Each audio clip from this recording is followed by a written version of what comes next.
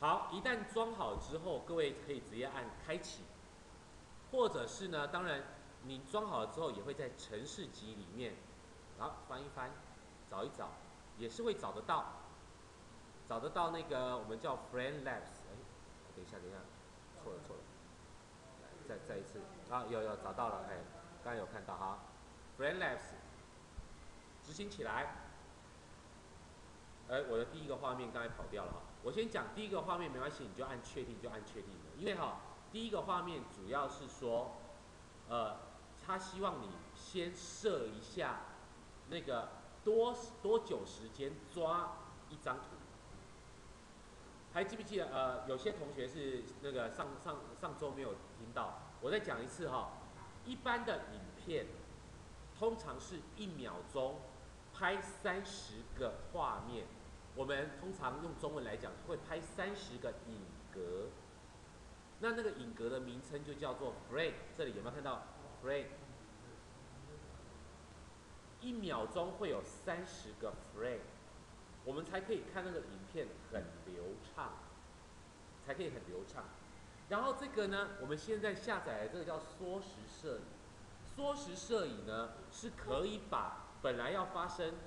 比如我举个例子，可能发生一小时的影片，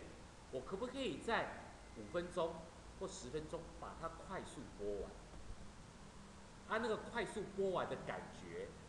就叫做缩时摄影。但是有点不一样，它实际上不是快速播完，而是刚才上个礼拜我有讲，本来是1秒钟30个 frame， 30个影片，它可能从30个影片里面抽几个影片出来。我举个例子哦，假设原本是1秒钟30个影片，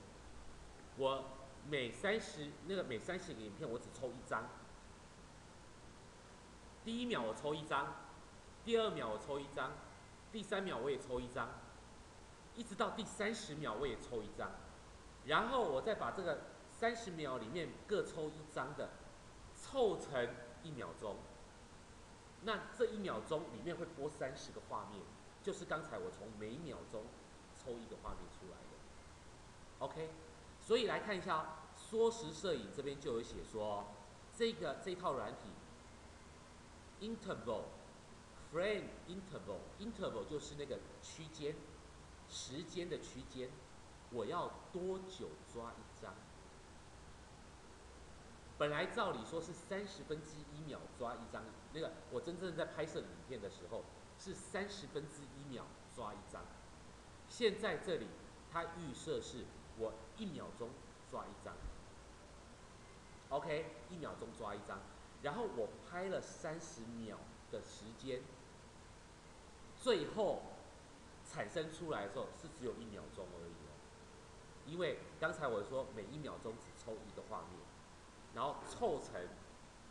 1秒钟要播30个画面的，所以我跟你讲，我们现在这里先都不设，我都不设，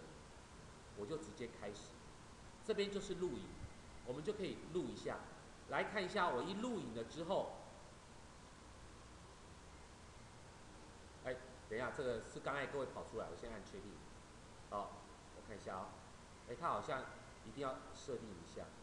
哎，我怎么跑出来了？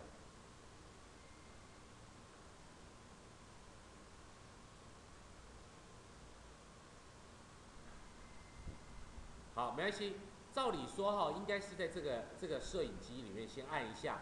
这边就有第一个是设你的画质要多高，这个最高其实就跟这个 HD 1080p 是一样的。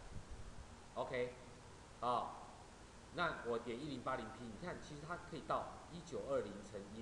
左右，可以这么高的画质。然后呢，第二个这是设什么呢？这就是设我多久拍一张画面，1秒钟拍一张画面，1秒钟拍一张画面。我请问各位脑筋想一下哦，如果我每1秒钟拍一个画面，我拍了1分钟之后，这个缩时摄影会有多久的时间？会，我产生以后，我花了1分钟时间拍，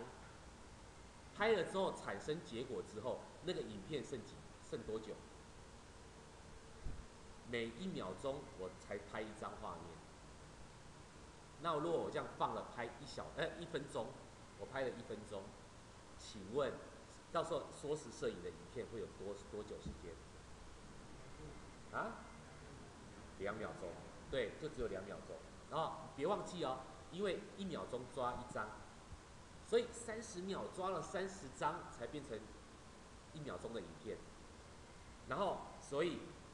60秒就是1分钟嘛，哈，60秒就是2个30秒，所以会产生2秒钟的影片。所以我就先选1就好了。好，然后这边还有自定，不过这一套软体比较可惜的是，它最小的时间只能1秒钟抓1张。我那个什么，等一下我们会介绍那个 iPad、iPhone 里面的那个软体，它可以设到是说，我那个什么，我1秒钟里面可能抓3张，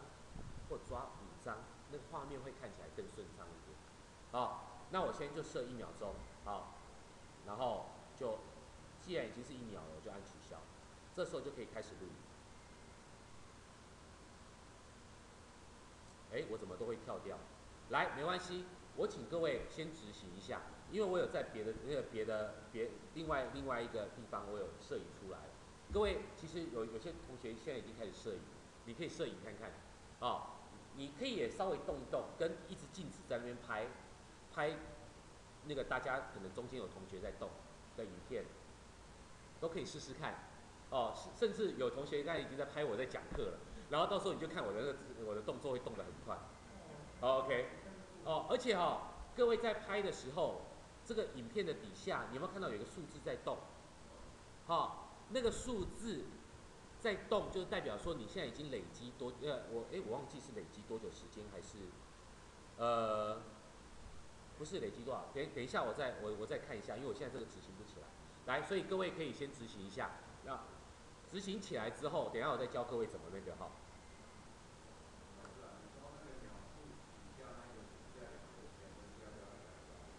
取消你就把它取消，没关系。